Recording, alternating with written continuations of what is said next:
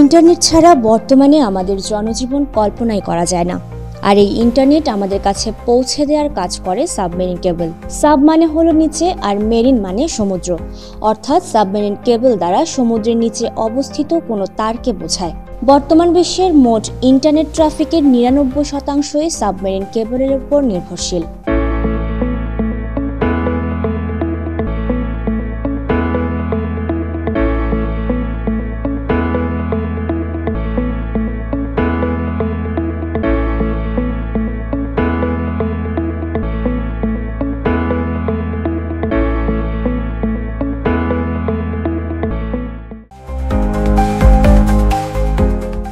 বিশ্বব্যাপী একাধিক submarine cable রয়েছে, যেগুলো এক দেশ থেকে শুরু করে অন্য দেশ, এক মহাদেশ থেকে শুরু করে অন্য মহাদেশ তথা পুরো বিশ্বকে যুক্ত করেছে।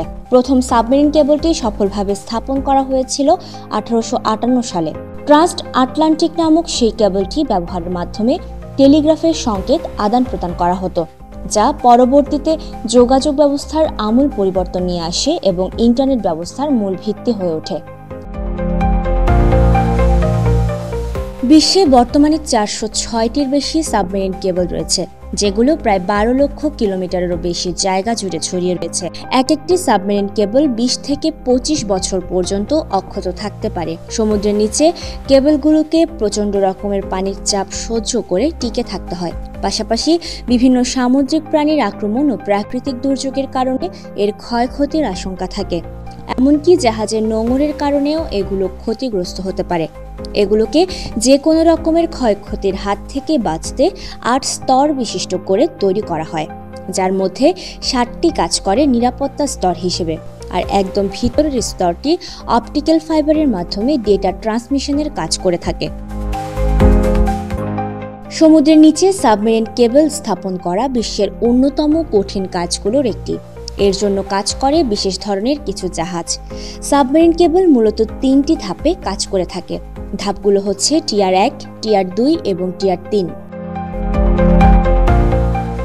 যে সকল কোম্পানি নিজ খরচে সমুদ্রের তলদেশে সাবমেরিন কেবল স্থাপন করে তারা হচ্ছে টিয়ার 1। এরা কোনো দেশের লোকাল কোম্পানিগুলোর কাছে ইন্টারনেট বিক্রি করে। টিয়ার 2 হলো লোকাল সিম কার্ড কোম্পানি এবং বড় বড় ইন্টারনেট পাবলিশাররা।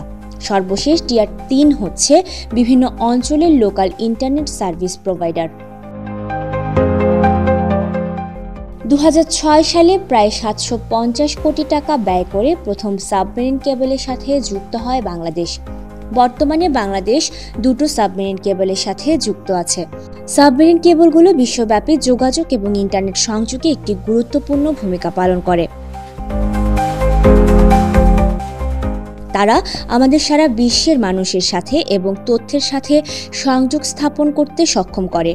এছাড়াও বৈজ্ঞানিক গবেষণায় অবদান রাখে, যা আমাদের গ্রহকে আরও ভালোভাবে বুঝতে সাহায্য করে। Desk news, media express.